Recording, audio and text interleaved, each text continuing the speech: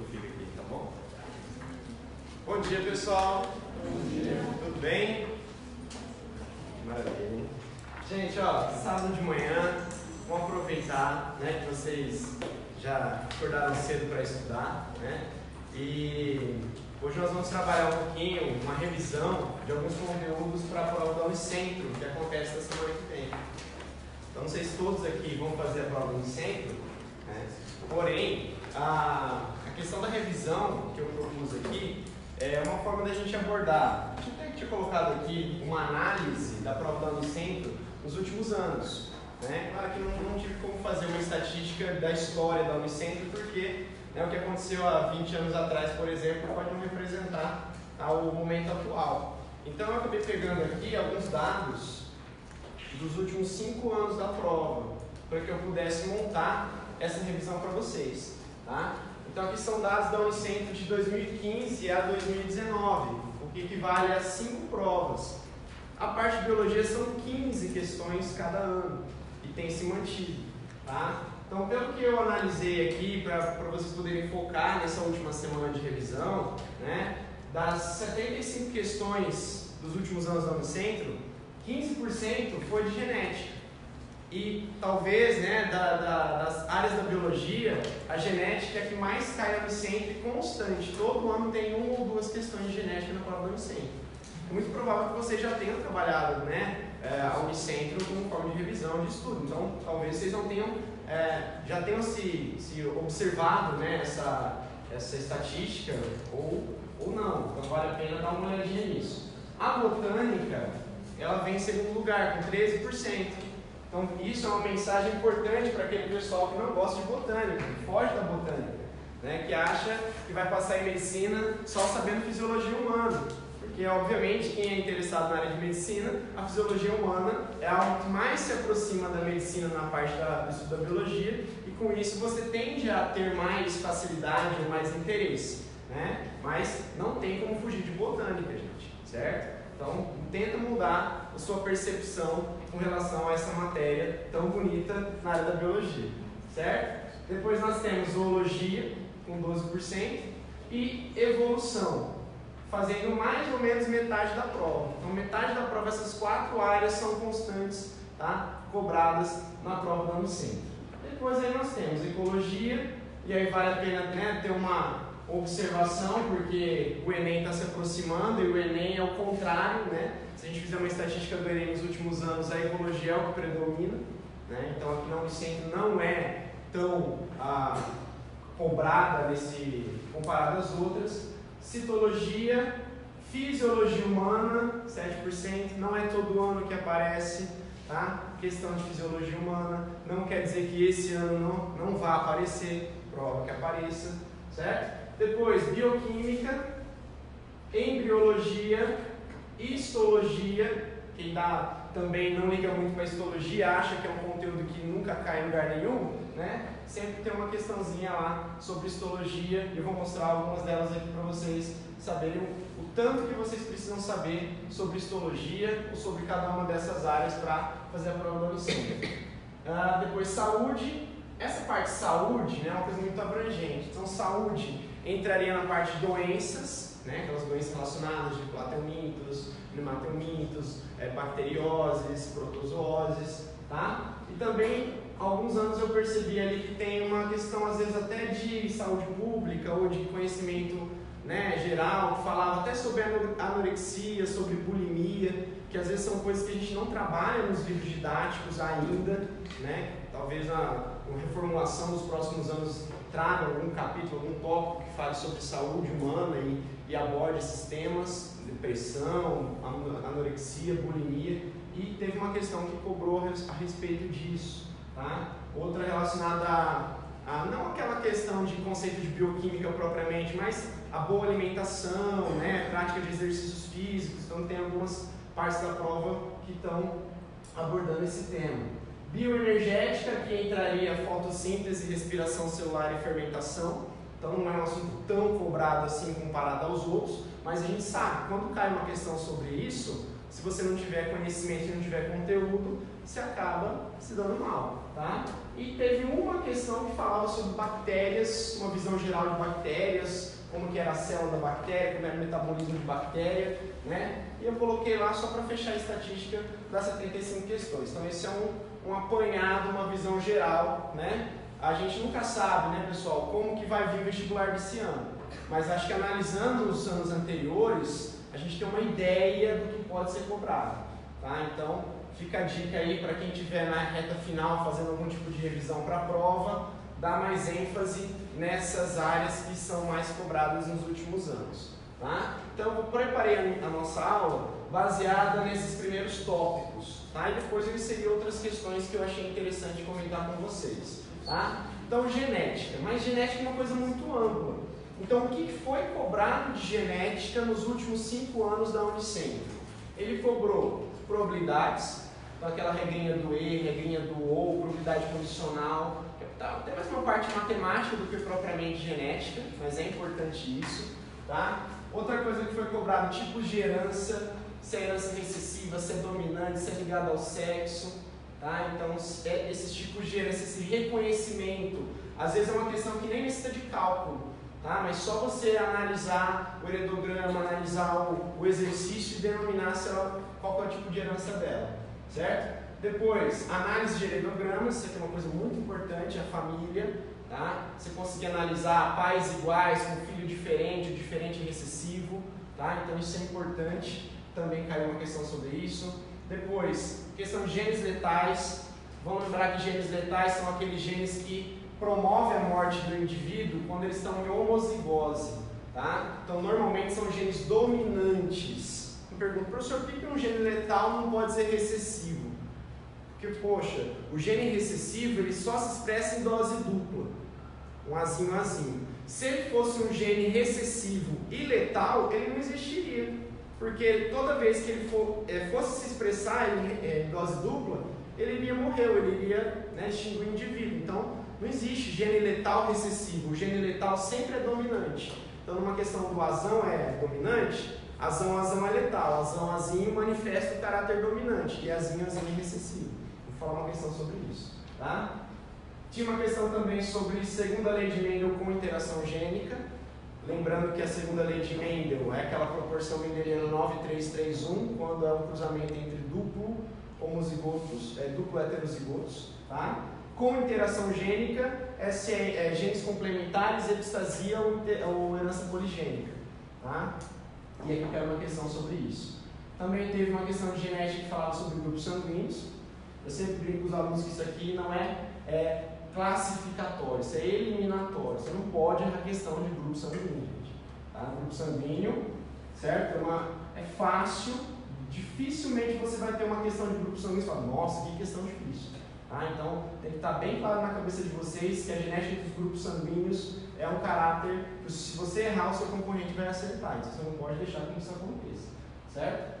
Depois, trihibridismo, que é quando você analisa 3 características ao mesmo tempo, tá? Mas aqui esquece aquele negócio de proporção 27, 999, 3331. Dificilmente vai cair isso aí, tá? Vocês vão ver que esse trihibridismo é praticamente uma primeira lei de Mendel, que vai cruzar, você separa as características, faz separadinho e depois multiplica as probabilidades, tá? E por fim, genética de populações.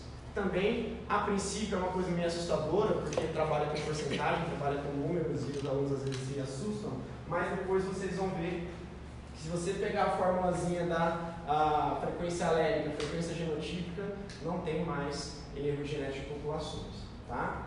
Então aí eu vou mostrar algumas questões de genética, não são todas, certo? Eu vou dar uma aceleradinha para a gente conseguir ver todos os conteúdos. Então essa questão aqui, se eu não me engano, foi de 2015, certo?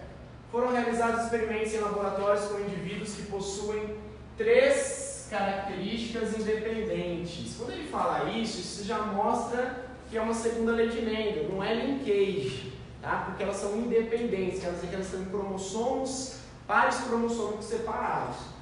Para isso, cruzaram os indivíduos com genótipo azão, azinho, bezão, bezinho, cezão, cezinho. Então esse aqui é o genótipo dos indivíduos no cruzamento, tá? Com base nas informações dos conhecimentos sobre a genética, assinala a alternativa que apresenta corretamente a frequência de descendentes com esse genótipo. Ele pediu a probabilidade do genótipo Azinho, Azinho, Bzão, Bzinho e Czão, Czão. Tá? Você até poderia fazer por proporção mendeliana, mas eu não vou entrar em detalhes aqui. Tá? Eu vou falar aqui que daria para você fazer isolando cada uma das características, como se fosse uma primeira lei de Mendel. Então, se você fizesse isso separadinho, cada característica, lembrando que aqui é uma múltipla escolha, então você não necessita demonstrar os seus cálculos, tá? Mas se fosse uma questão aberta, normalmente o exercício aberto ele pede para você demonstrar os cálculos, então é importante, vale ponto, tá? Então aqui 3 cruzamentos, lembrando que vale para um, vale para o outro também, que são heterozigotos, tá? Então aqui ele pediu Azinho, Azinho, 1/4, Bzão, Bzinho, 2/4, Czão, Czão, 1/4. Aí era só multiplicar aqui, 1/4, 2/4, 1/4. Regrinha do E ou regrinha do OU? Azão, Azinho, e Bzão, Bzinho, e Czão, Czão. Regrinha do E. Então você multiplica. Então aqui ia dar 2 sobre 64. Não tinha 2 sobre 64. Você tinha que simplificar. Tá? Então a resposta era 1 sobre 32. Tudo bem? Então essa seria a primeira questão. Seria a resposta letra A. Tá? Tem como fazer pela proporção? Tem. Tá? Aí você teria que analisar quantas características são dominantes e quantas são recessivas. Só que na verdade, aqui nem a proporção daria porque ele está pedindo o genótipo específico. Então esse Czão, né, não daria para fazer por proporção aqui. Se ele pedisse o seguinte, a primeira recessiva e as outras 2 dominantes, aí daria para você fazer pela proporção mendeliana. Nesse caso, daria 9 sobre 64. Tá? Era 1/4, 3/4, 3/4. Mas como ele não pediu o fenótipo, ele pediu o genótipo, aí teria que fazer a resolução dessa forma. Tá? Lembrando que a genética, né, pessoal, cada pessoa às vezes tem uma forma diferente de fazer. Tá? Mas eu prefiro sempre tentar fazer pelo modo mais fácil. Os alunos às vezes têm dificuldade de usar a proporção mendeliana, e aí fala, professor, eu não quero usar a proporção mendeliana. Mas tudo bem, você quer fazer aquela tabelona? Você faz. Mas aí é por sua conta e risco. Tá? A segunda questão, ó, o indivíduo faleceu devido a uma transfusão sanguínea. O pai desse indivíduo pertencia ao grupo sanguíneo A homozigoto. Aí você vai ter que ter o conhecimento de grupos sanguíneos para saber que o grupo A é Izão A, e ele já disse que é homozigoto, então não tenho dúvidas. O pai é Izão A e Izão A. E a mãe era do grupo AB. O grupo AB e o grupo O são aqueles que você não tem dúvida, porque o AB sempre é Izão A e Izão B e o O sempre é Izinho e Izinho. O A e o B você tem dúvida às vezes, porque ele pode ser Izão A, Izão A, Izão A, Izinho. E mesma coisa o B. Mas aqui ele já, ao falar que o pai é homozigoto, ele já sanou as nossas dúvidas. Tá? Então esses eram os pais do cara que faleceu. Ou seja, como era o cara que faleceu? Ele podia ser Izão A, Izão A, então ele seria do tipo A. Ele seria Izão B, Izão A, seria AB. Ele poderia ser Izão A, ou novamente Izão A, Izão B. Ou seja, o homem que faleceu só poderia ser do grupo A e do grupo AB. Lembrando nas transfusões de sangue, como ele não deu nenhuma pista, a gente sempre padroniza a transfusão de sangue do ensino médio, que seria até 500 ml. Até 500 ml vale aquela regrinha de transfusão, onde cada um doa para ele mesmo, todos recebem do O e todos doam para AB. Então, se ele fosse A, ele poderia doar e receber para A. E ele poderia doar, receber de O. Tá? Se ele fosse AB, ele poderia doar para ele mesmo, né, para AB, e ele poderia receber de todos. Bom, se ele fosse AB, dificilmente ele ia morrer por transfusão sanguínea, porque ele, sendo um receptor universal, ele não morreria por transfusão. Então, provavelmente esse cara é sangue A. Se ele é sangue A, ele pode receber de O e ele pode receber de A. Então, ó, O ele pode, A ele pode, B ele não pode. Então, poderia ser uma forma da reação negativa que levou à morte dele. E a B também ele não pode. Por quê? Lembrando que para a transfusão de sangue, a gente sempre considera o receptor, a gente vai considerar as aglutininas, que seria, no caso do sangue A, anti-B. O anti-B. Tá? E o doador, nós consideramos os aglutinogênios, que no caso, né, se fosse o sangue A seria A, se fosse o sangue O não tem aglutinogênio, tá? O sangue A seria sangue A, o aglutinogênio A. O B seria aglutinogênio B, que daria reação com esse aqui, e o AB teria tanto A quanto B, que daria reação também com esse aqui. Tá? Então, até 500 ml a gente usa esse tipo de relação. Acima de 500 ml, cada um recebe dele mesmo. Sendo doador universal, ele não tendo característica, a gente tem que lembrar que o O tem anti-A e anti-B no plasma. Então, se você receber um volume muito grande de O, o anti-A que tem no plasma do O vai reagir com as hemácias desse doador, desse receptor aqui. 500 ml de sangue, certo? Letra C é a resposta. Se as 3 e a 4 estiverem corretas, ou seja, o que provocou a morte do indivíduo foi uma doação de grupo A, grupo 1.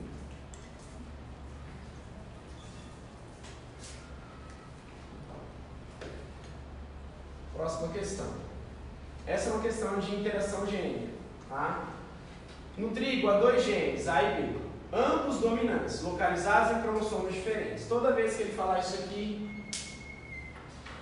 quer dizer que eu sigo a segunda lei de Mendel. Tá? Responsáveis pela cor da semente. Quando estão juntos, ou seja, quando eu tenho Azão, traço, Bzão, traço, condiciona o caráter colorido. Então, o indivíduo colorido, Azão, traço, Bzão, traço, tá? Ele é colorido. Todas as outras demais combinações resultam em semente de casca incolor. O que seriam as outras demais combinações? Se ele tivesse só o Azão e Bzinho, Bzinho. Se ele tivesse Azinho, Azinho e o Bzão. E se ele tivesse todos recessivos. Qualquer combinação dessa faria a casca da semente incolor. Isso é uma típica relação de interação gênica, tá? Nesse caso. Aí o que acontece aqui, ó. Vocês não viram, tá? Ó, 2 linhagens incolores puras. Pura quer dizer que elas estão em homozigose. Cruzadas, resultando F1 100% coloridos. Então a F1 tem que ter um azão traço e tem que ter um Bzão traço. Tá? Aí ele quer saber qual que é o genótipo da F1. Se a gente relacionar aqui a geração parental dos incolores era puro, esse azão tem que ter vindo de um dos parentais. Então ele teria que ter azão. Tá? Mas para ele ser incolor, ele não poderia ter Bzão. Ou seja, ele teria que ser Bzinho. Então esse seria um dos parentais, puro. Do outro lado, esse Bzão teria que ter vindo de outro parental. Então ele teria que ser Bzão, porque ele é puro, está dizendo ali no exercício. E só pode ser um Azinho. Se ele tivesse um Azão, ele seria colorido. Tá? Então nesse caso, essa seria a aparência, o genótipo dos parentais incolores puros. Tá? Porque 100% da descendência F1 foi colorido. Então quer dizer que o colorido vai ser um duplo heterozigoto, tá? Porque esse vai doar um Azão e um Bzinho, e esse vai doar um Azinho e um Bzão. Aí a resposta, para surpresa de todos, é a letra B. Tudo bem? Alguma pergunta sobre isso? Não?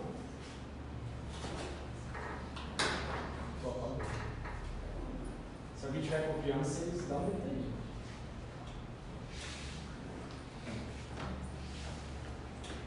Outra questão, essa já mudou a prova. Uma coisa que eu percebi também é que a prova da Unicentro foi mudando de formatação, não sei se vocês perceberam isso, né? 2015 ela era bonita, 2016 também. Aí em 2017 já começou a ficar meio feio. 2018, 2019, pelo amor de Deus, eles pegaram, parece que copiou tudo, jogou no Word, sem espaçamento, tudo junto, isso aqui é para economizar a folha, né? Não tem nada em negrito, tudo apertadinho assim. É horrível de ler aquela prova de 2018 e 2019. Não sei como eu peguei a prova desse ano, mas se prepara. Tá? Essa acho que é de 17. Um indivíduo originado do cruzamento de dois indivíduos com genótipo. Szão, Szão, Tzão, Tzão, Uzão, Uzão, com Szinho, Szinho, Tzinho, Tzinho, Uzinho, Zinho. Tá? Então esse é o parental, esse é o cruzamento inicial.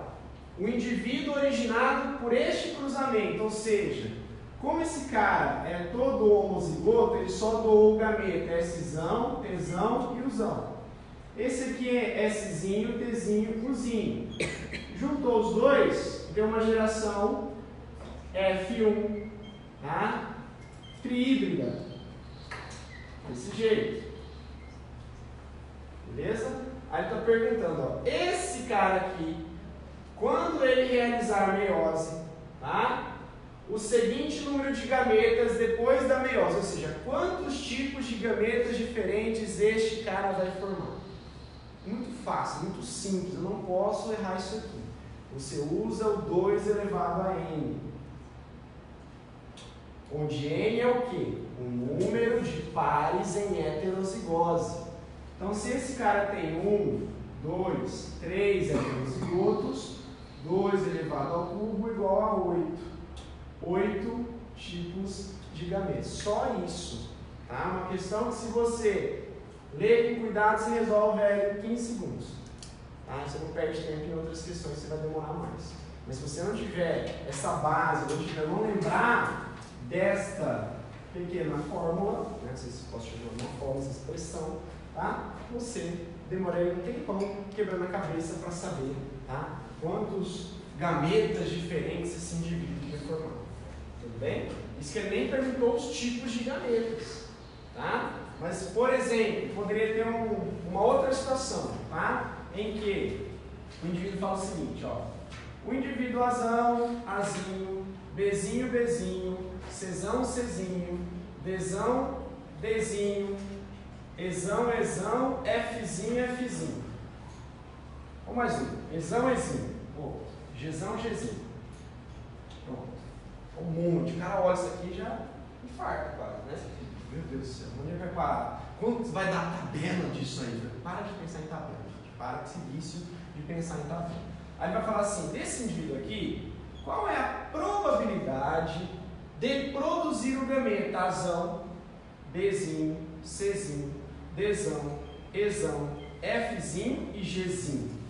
Nossa Senhora, como é que eu vou descobrir qual é a probabilidade de ele produzir especificamente esse tipo de gameta? Muito fácil, é só usar o 2 elevado a n e achar o total de gametas diferentes que ele produz, porque o total de gametas é igual para todos a distribuição, é a mesma proporção para grupos diferentes. Então esse aqui é 1 entre o total, tá? Então o total eu tenho aqui, ó, 1 heterozigoto, esse não conta, esse é homozigoto. 2, 3, esse não conta e esse conta. Então seria 2 elevado a n, 2 elevado à quarta, 2 à quarta dá 16. Então esse gameta que eu citei é 1 entre os 16 possíveis. Só isso. Ah, não precisa ficar quebrando a cabeça e tal. Ah, dá para fazer um jeito mais difícil, professor? Porque eu gosto de fazer um jeito mais difícil. Dá. Só se olhar aqui. Azão, Azinho. Qual é a chance de ser Azão?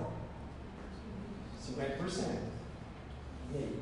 Bzinho, Bzinho. Qual que é a chance de ser Bzinho? 1. Czão, Czinho. Qual que é a chance de ser Czinho? Meio.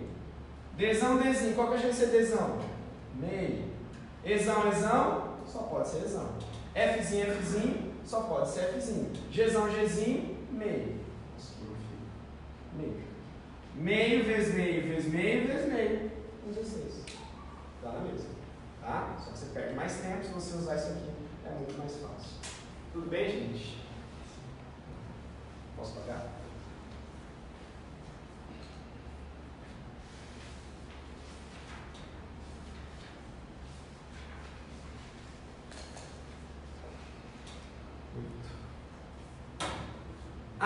Genética de populações. Ai, meu Deus. Eu tenho um fio na barriga agora. Né? Ó, genética de populações. Alguns falam que está dentro da genética, outros falam que está dentro da teoria sintética da evolução, tá? Porque mexe com fatores evolutivos ali, certo? Uma certa população de africanos em equilíbrio gênico e genotípico, segundo Hard Wumberg, isso não é Wumberg, é Weinberg, é um meio, tá? É um exemplo, alemão, Weinberg, certo? 9% nasceram com anemia falciforme. Ah, professor, a anemia falciforme, eu já ouvi dizer que ela é codominância, eu já ouvi dizer que ela é uma herança autossômica recessiva. Vocês podem encontrar das duas formas, tá? Depende do que o vestibular fala, se ele quer simplificar ou não. O que eu li mais recentemente é um caso de codominância. Então, você tem o gene HBA, que determina hemoglobina normal, tá? E HBS, que determina a hemácia ciclêmica, que determina a anemia falciforme. Tá? Então, teoricamente, o indivíduo HBA teria as hemácias normais, os 100% normais. Tá? O indivíduo HBS teria anemia falciforme. Anemia falciforme. E essa anemia falciforme seria grave. Geralmente levaria à morte se esse indivíduo não recebesse transfusão sanguínea, porque teria todas as hemácias com defeito. Nenhuma transportaria oxigênio. E se ele fosse um HBA-HBS, ele teria 50-50. 50% normal, 50% alterado. Ele teria uma anemia mais branda e conseguiria sobreviver com alguns problemas. Aí seria um caso de codominância, certo? Mas a gente tem que lembrar que o percentual da população que possui a vantagem heterozigótica. Que a vantagem qual é a vantagem de você ter anemia falciforme? Né? Que vantagem é essa? Na nossa região, não é nenhuma vantagem. Tá? Mas ele falou o quê? Africanos, né? Então lá você tem uma incidência de malária muito alta em algumas regiões. E a malária usa as hemácias, o merozoito usa as hemácias para se reproduzir. Então, numa localidade em que a mortalidade de malária é muito alta, onde você tem a predominância do protozoário mais agressivo, que é o Plasmodium falciparum, tá? Às vezes é mais vantajoso você ser heterozigoto para anemia falciforme do que ser normal, você está com risco de vida ser normal. Tá? Então essa é a questão. Aí vamos considerar que ele fala que 9% nasceram com anemia falciforme. E que esse 9% ele está considerando que seria o homozigoto. Tá? Então seria tipo o HBS. Seria 9%. Ele quer saber quantos indivíduos da população teriam a vantagem heterozigótica, ou seja, seria HBA-HBS. Ele quer saber isso. Tá? Como que a gente descobre isso usando a genética de populações? Nós temos duas fórmulas importantes na genética de populações, que é P mais Q igual a 1. Isso é a frequência gênica. Tá? Essa seria a soma do HBA mais HBS é igual a 100%. Se o HBA mais HBS é igual a 100%. Tá? Só que na população, esses genes estão na forma de genótipos. Tá? Então tem uma outra, que é P ao quadrado mais 2PQ mais Q ao quadrado, que é igual a 1. Isso aqui é a soma de todos os genótipos da população. Então, se eu somasse todos os genótipos da população, daria 100%. O que ele me deu? Ele deu este número aqui, ó. Ele deu o número do Q ao quadrado, que era 9%. Tá? Então, o que eu vou ter que fazer? Eu vou ter que achar o valor do Q, jogar aqui, achar o valor do P, para depois achar esse esse daqui. Tá? Uma coisa importante de articulações, gente, é que são sempre números que você consegue extrair raiz quadrada. Então, para a gente que não é da área de exatas, facilita muito. Tá? Então, ó, Q vai ser igual a raiz de 0,09. Q é igual a 0,3. Ou seja, 30% da população tem o gene recessivo, no caso. Tá? Quer dizer, então, se eu jogar aqui, o P vai ser 1 menos 0,3. Então, o P é igual a 0,7. O que é o P? Seria o dominante, seria o aleatório normal. Tá? Então, para achar a frequência de heterozigotos, eu vou usar este aqui. Aqui seria HBA-HBA, aqui HBA-HBS e aqui o HBS-HBS. Então, 2 vezes P vezes Q vai dar 2 vezes 0,7 vezes 0,3, que vai dar 0,42, ou 42%. Então, quer dizer que 42% da população tem a vantagem heterozigótica nesse caso. Tá?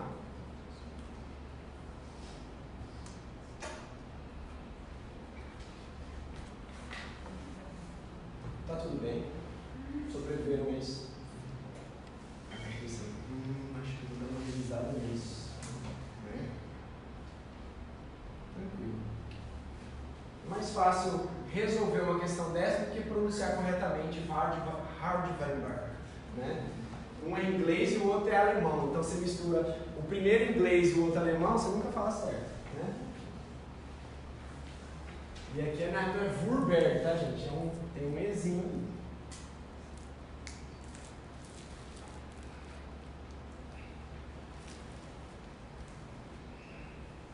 Mandar uma cartinha para o Centro, falando que ele escreveu errado no Weinberg, falando que foi o corretor. Eu vou botar no corretor para você. Aí, você tá vendo? Esse aqui, ó, que eu falei que a formatação já deu um negócio que ficou meio estranho, né? Já deu uma apertada ali, já dificultou nossa identificação. Essa é do alelo recessivo, ou desculpa, do gene letal. Tá, ó. Na série Game of Thrones, o ator Peter Dinklage, sei lá como eu falei isso. Quem faz God Game of Thrones? Qual que é a pronúncia do cara aí? Tá certo? Não sei se tá certo. Tá? Faz o personagem Tyrion. É isso? Tyrion.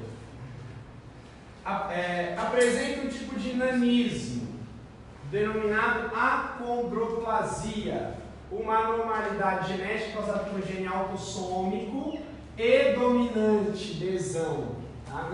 A gente fala que anão é dominante, as pessoas ficam impressionadas. Como assim, professor? Porque ele tem uma ideia errada de dominante e recessivo. Dominante não quer dizer que ele é mais comum. Recessivo não quer dizer que ele é mais raro. Isso depende muito da característica em questão. Tá?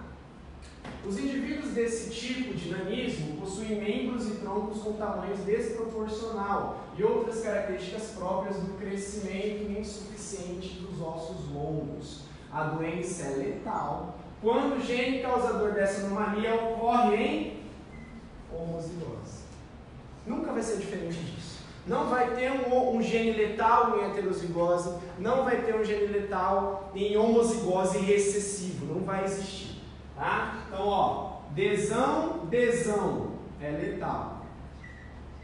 Desinho é anão. E o normal, o não anão, tá? Seria desinho. Tudo bem? Ao cogitar a hipótese do ator ter filhos com uma mulher acondroplásica. Então esse é o ator. Aí ele casou com uma mulher também com acondroplasia.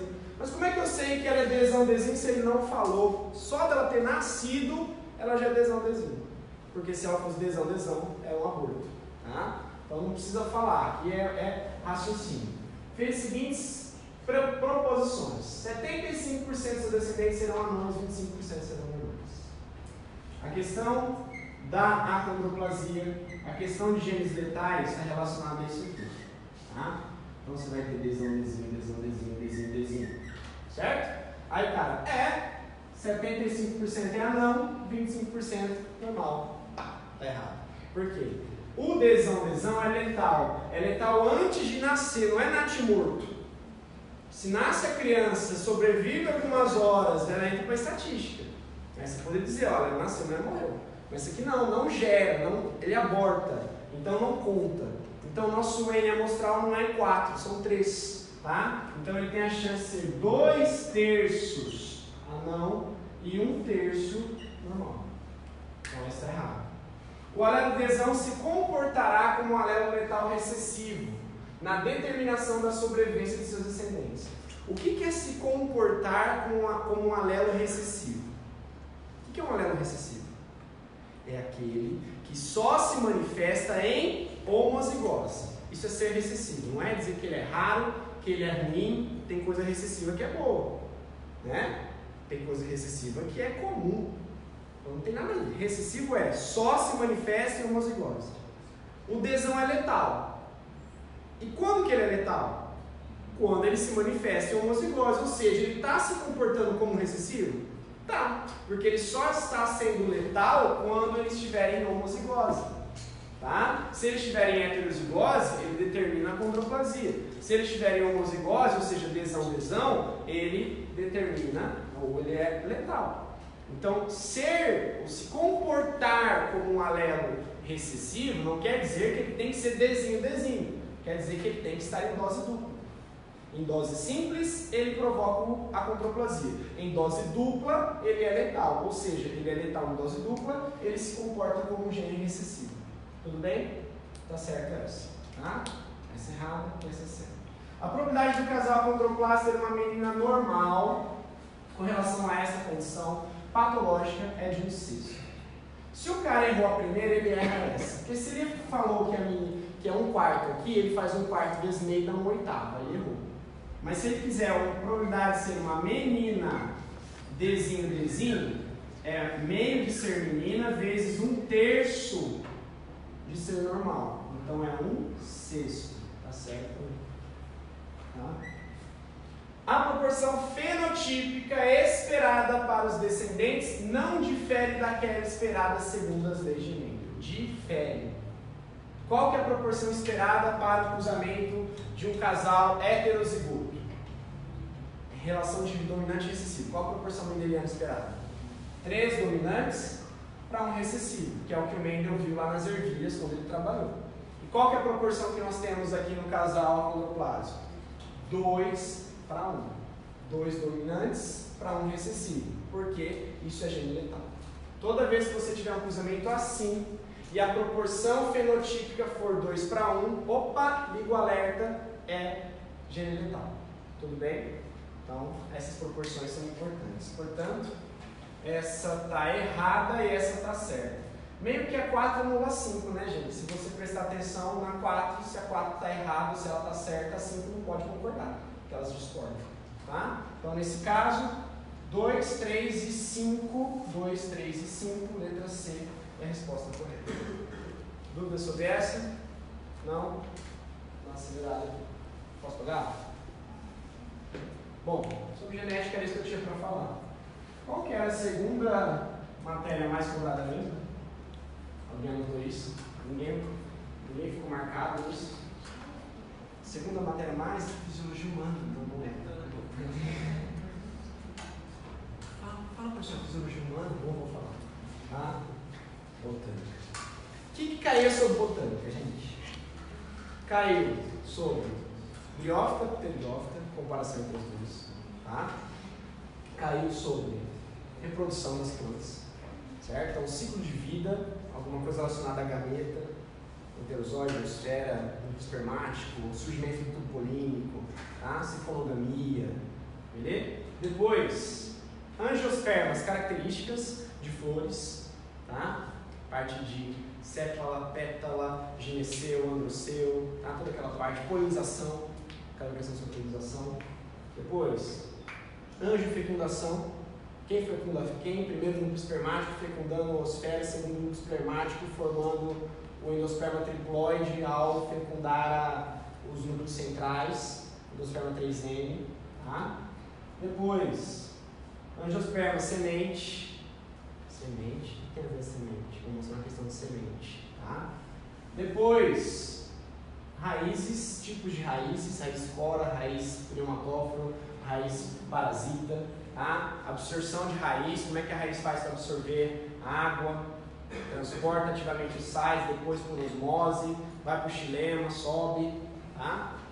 Caiu uma questão de botânica sobre fisiologia dos estômagos, o que faz o estômago abrir, o que faz fechar, transporte de potássio, luz, transpiração estomática, tá? E caiu finalmente uma questão sobre dominância fecal, hormônio, tá? Hormônios vegetais. Ah, não caiu nada sobre fotoperíodo, professor, quer dizer que eu não vou estudar? Pode ser que caia esse ano, tá? Então só para vocês observarem que mais ou menos cobrou, ó, uma, duas, acho que essa aqui também tem, praticamente 4 questões ou 4 partes de angiospermas, que tem mais coisa para falar de angiosperma do que de biota, né, gente? Convenhamos. Biota vai falar o que dela? Que ela é avascular, acabou, só isso, né? O resto, o angiosperma tem muita coisa para falar, tá? Olha essa questão, olha que bonito que está a formatação dela, 2015, tá? Com base nas características morfológicas de uma espécie vegetal, pode-se inferir o ambiente na qual essa espécie habita e seu respectivo agente polinizador. Então, misturou duas coisas aqui, a característica de polinização e o tipo de ambiente que ela vai habitar. A primeira planta possui flores brancas, glândulas odoríferas, branca para destacar, odorífera para sentir cheiro, né? Se você não enxerga muito bem, o cheiro te ajuda a chegar no seu objetivo, certo? Folhas largas, então se a folha é larga, ela não tem muito problema de transpiração, porque se ela tiver problema de transpiração, folha larga é suicídio, né? Não pode, tá? Fina, estômago na região superior, quer dizer que ela não tem muita insolação, ela não recebe muito sol ali, porque se ela está com o estômago superior, né, está esbanjando ali, porque geralmente as plantas têm estômago na face inferior para se proteger do sol. Tá? Por que do sol? Porque o sol direto causa dessecação, o sol direto causa transpiração, então eu protejo o estômago deixando ele na face inferior. A espécie 2 tem flores com pétalas pequenas e grande produção de pólen. Folha estreita, com cutícula espessa, estômagos na região inferior. Tá? Então essas são as duas plantas que nós temos. Vamos primeiro pela polinização. Flor branca é melhor para onde flor branca? Para você enxergar a flor à noite. Tá? Porque à noite o branco reflete tudo. Então, qualquer luz da lua lá que bata, o branco destaca. Se você colocar uma flor azul à noite, vai parecer preta. Tá? Uma flor vermelha à noite vai parecer preta. Então, vai enxergar. O branco é melhor para enxergar à noite. Ah, mas o morcego não enxerga direito. Tudo bem, mas né, já não enxerga direito. Se você também não ajudar, aí o morcego não vai conseguir polinizar nunca. Né? Odor. Então, lembra da dama da noite? Aquele cheiro de uma flor que sai. Você fala, cheirei, cheiro de flor dama da noite. Certo? Odorífera para atrair polinizadores. Nesse caso seria, por exemplo, uma antese noturna, abrir as flores à noite. Tá? Aí ela está num local, gente, que você acha que é um local que tem muita chuva ou pouca chuva? Folhas largas, estômago em cima. É uma região de alta pluviosidade. Tá? Enquanto a espécie 2, pétalas pequenas. Se você tem pétala pequena, você não quer atrair ninguém. Se eu quero atrair alguém, eu boto pétala grande, né? Pétala pequena não vai atrair ninguém. Aliás, pétala pequena, ela não vai atrapalhar, porque se você tiver uma polinização pelo vento, a pétala atrapalha. Eu tenho que ter muito grão de pólen. Quando você tem essa característica, flores discretas, pétalas pequenas, muito grão de pólen, isso aqui é característica de polinização por animofilia, polinização por vento. Porque se eu tiver aqui ó, o estame, tá lá, o grão de pólen. Aí tem a pétala que está tampando o estame, o vento sopra. Como é que o vento vai levar o pólen? Aí eu faço o quê? Reduzo essas pétalas e deixo o estame para fora, com muito pólen. Aí o vento sopra e leva embora o pólen. Então a 2 é a polinização pelo vento animofilia. Certo? e ela está numa região com muita chuva ou pouca chuva? Folha estreita, ó, evitar a transpiração, diminuir a área foliar. Cutícula espessa, evitar a transpiração. Tá? Então, a planta 1 seria polinização por morcegos ou por outro tipo de inseto noturno, tá? De ato noturno, numa região de alta pluviosidade. E a planta 2 seria polinização pelo vento numa região mais árida. Tá? Então a resposta aqui é a letra D. A espécie 1 está em alta pluviosidade, é polinizada por morcegos, quiropterofilia, tá? Polinização por morcegos. A espécie 2 habita a região árida, polinizada pelo vento. Tudo bem?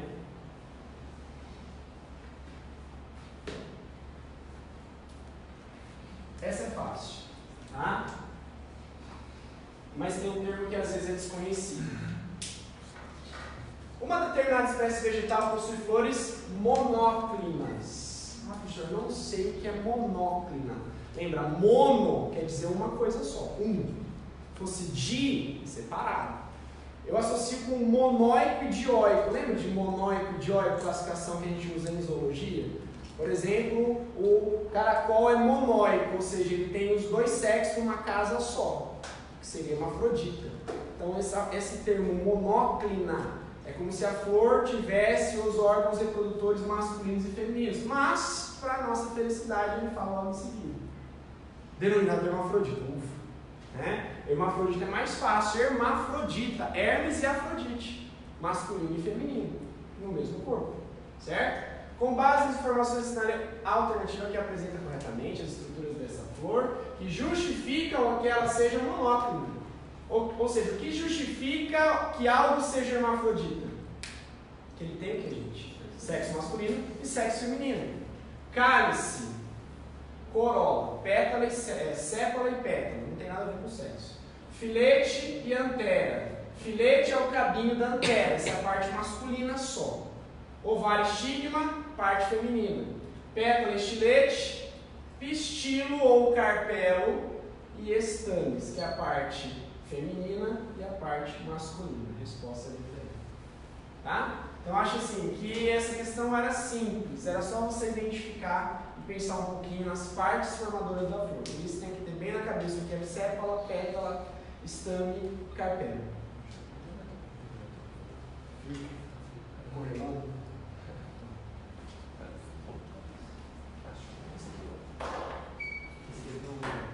Razão do show? E agora? Ah, tá ali.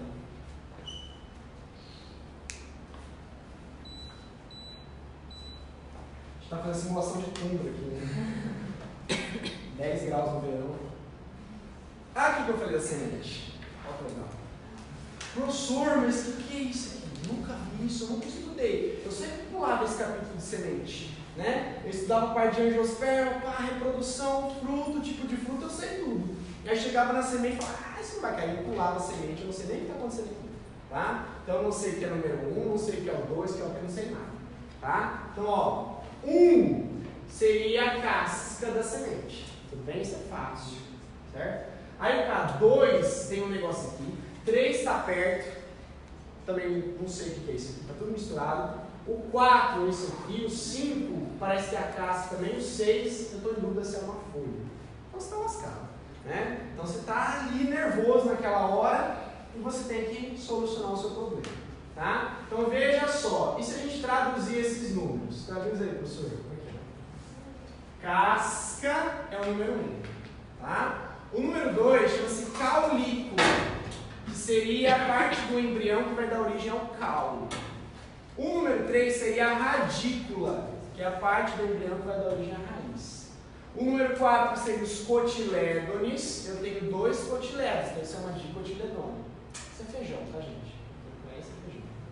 O número 3, 4 já foi. 5.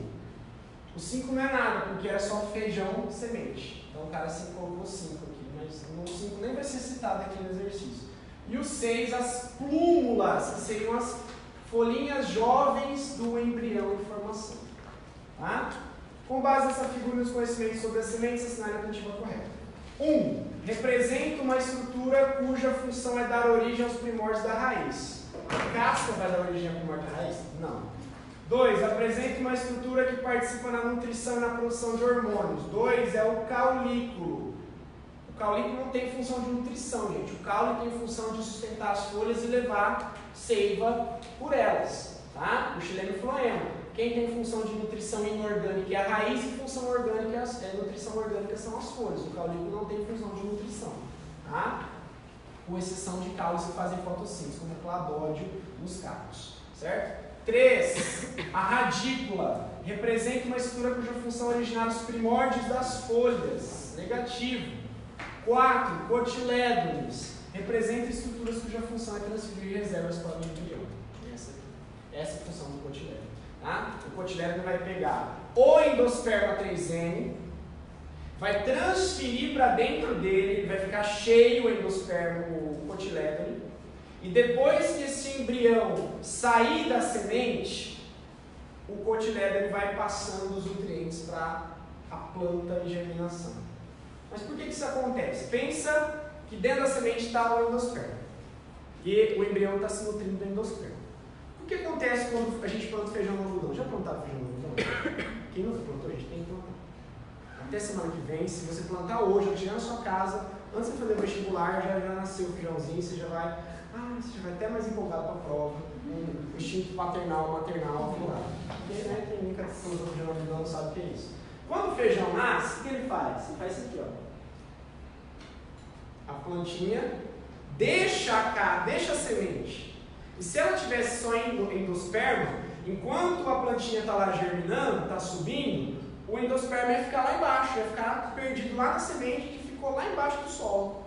E o cotilédone faz o quê? Ele vem trazendo a reserva junto conforme o feijãozinho vai crescendo.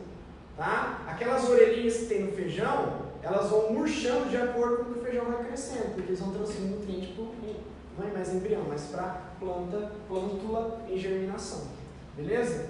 6 representa uma estrutura cuja função é dar origem aos primórdios do caule. 6 são as folhas, não vai dar origem ao primórdio do caule. Quem dá origem ao primórdio do caule é caulículo. Tudo bem? Então olha tranquilo. Tá? Deixa eu ver essa. Essa é super fácil. Ó, primeira questão, acho que da prova de 2016. O cara já começou a prova de 16 e já ficou empolgado. Ele já sabia a resposta, mas eu vou arregaçar. Ó, a função de um dos núcleos espermáticos do grão de pólen com 2 núcleos polares do óvulo resulta em um núcleo triploide, 3N. Assinale a alternativa que representa corretamente a estrutura formada a partir do núcleo triploide. Fácil, fácil. Endosperma secundário ou endosperma triploide. Tá? Na gíneo é o endosperma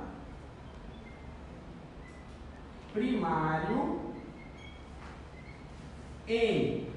porque na gimnosperma, o endosperma é nada mais do que a transformação do megametófito, né? Que é a parte do metófito feminino, ele vira endosperma. Nas angios é o endosperma secundário 3N. Não existe endosperma 2N. Do N passa para 3N. Tá? Uma vez que era uma questão de segunda fase da FUVEST, perguntava qual é a vantagem evolutiva de uma planta ter endosperma 3N em relação a N. Pensa comigo. N significa o que, gente? Número do quê? Número de cromossomos. Seria o genoma, a quantidade de genes que tem aquele indivíduo. 3N indica que ele tem 3 genomas. Ou seja, ele tem 3 vezes os genes. Então, se a gente pensar que gene, DNA, produz RNA, produz proteína, teoricamente, uma planta 3N, um endosperma 3N, ele vai produzir 3 vezes mais proteína do que um endosperma N. Então, ele é mais nutritivo do que um endosperma aplante. Tudo bem? Então, isso.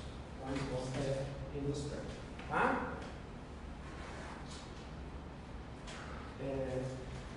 Deixa eu só, para não estourar nosso tempo, eu tinha mais alguma coisa para falar, deixa eu só selecionar umas questões aqui. Zoologia. Eu só quero mostrar a estatística da zoologia rapidinho, tá? Zoologia. caiu sobre cordados, caiu sobre temperatura relacionada a cordados, aqueles animais homeotérmicos, psilotérmicos, tá? Que você mantém a temperatura constante ou varia de acordo com o ambiente. Caiu sobre animais peçonhentos, mas aqui animais peçonhentos foi uma forma de eu colocar na estatística, porque não é necessariamente falando sobre aqueles tipos de serpente, nada disso, é mais a parte de identificação dos filos mesmo. Tá?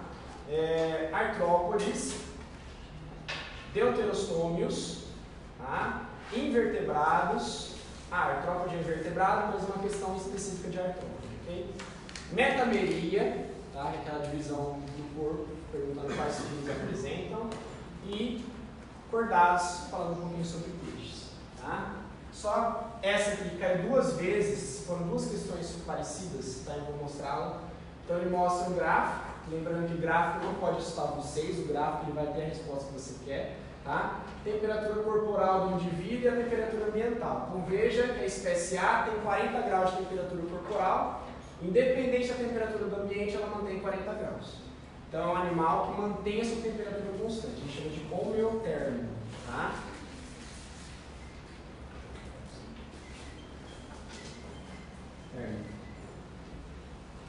Homeotérmico é diferente de endotérmico. Endotérmico é aquele que produz calor. Homeotérmico é aquele que mantém constante, tá? A sua temperatura. A espécie B, ela é psilotérmica. Porque ela vai variando a sua temperatura corporal de acordo com o ambiente. Quando a gente fala homeotérmico, a gente geralmente lembra de mamífero. Tá? Só que a gente não pode esquecer que as aves também são homeotérmicos. Então nessa resposta era para você comparar esses animais para saber quais eram a letra A e a letra B. A resposta aqui era a letra B. Tá? Ave é homeotérmico, poderia ser um mamífero, certo? E réptil é um ave psilotérmico, que não poderia ser a ave aqui. Então aqui os dois são homeotérmicos. Tudo bem? Deixa eu ver se tem uma questão interessante. Essa aqui, gente, ó. Olha essa.